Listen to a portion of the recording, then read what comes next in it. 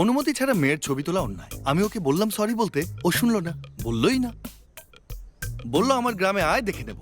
আরে অন্যায় তো অন্যায়, সেটা আমার গ্রাম কি আর তোর গ্রাম কি।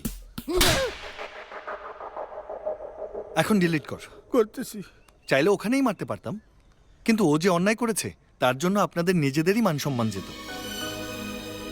অনেক বছর পরে ওরা গ্রামে এসেছে, আর এখন এই ঘটনা শুনলে কারো কাছেই ভালো লাগবে না। আমি মারামারি করলে বড় পাপা কষ্ট পাবে, সেটা আমি চাই না। বাবা, এইখানে তোমার কোনো দোষ নাই। খারাপ ছেলেদের সাথে মিশা ওর মাথা নষ্ট হয়ে গেছে। ওর জন্য আমি তোমার কাছে ক্ষমা চাইতেছি। কি বলছেন আপনি? গুরুজন, আপনি কেন মাপ চাইবেন?